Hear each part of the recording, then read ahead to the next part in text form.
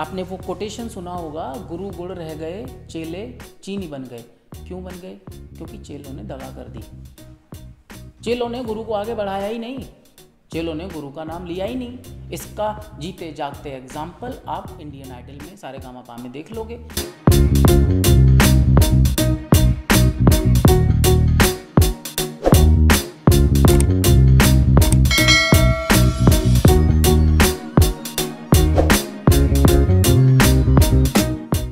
This is very much important.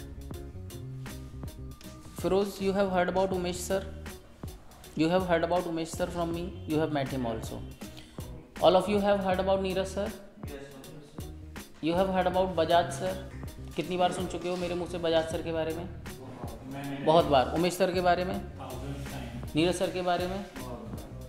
अब मैं आपको जो बताने की कोशिश कर रहा हूँ वो क्या है कि बहुत गहरी बात है, शायद आप समझ गए ना तो आपकी सोचो लाइफ जर्नी एक अलग तरह से शुरू हो जाएगी।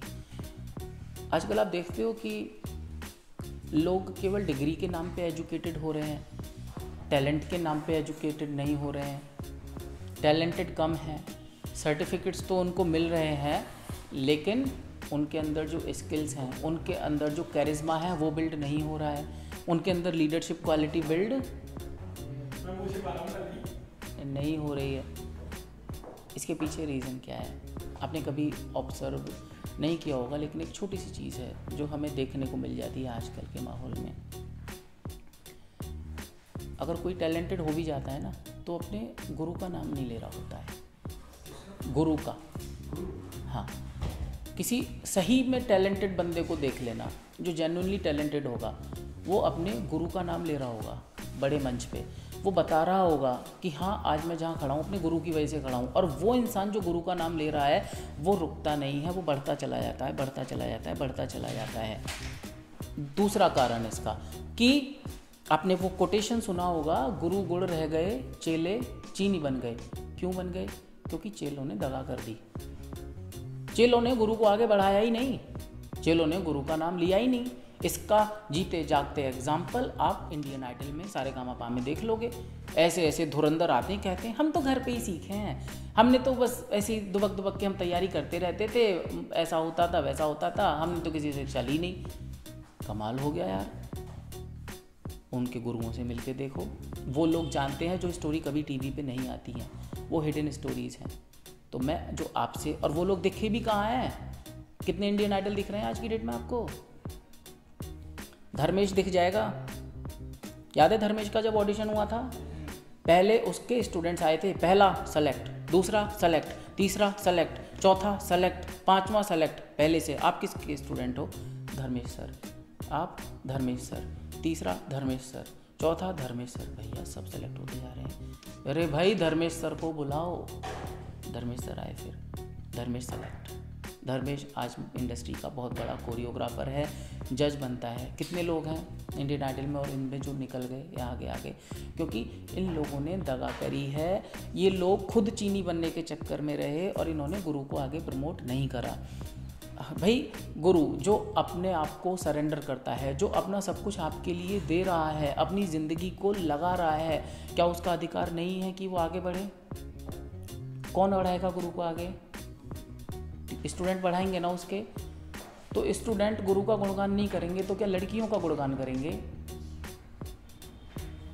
ये रिचुअल्स हमारे एंशिएंट टाइम में थे, तो एंशिएंट टाइम में लेजेंड्स बनते थे।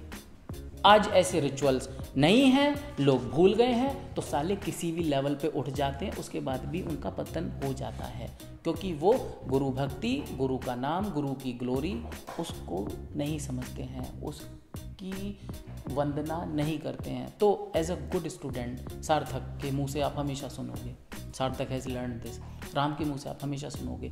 तो आपका as a hero of motivate me सीधा सा पर्पस यही है कि मोटिवेट मी आगे बढ़े, या नहीं होना चाहिए? मोटिवेट मी को आगे नहीं बढ़ना चाहिए? सीधी सी बात है।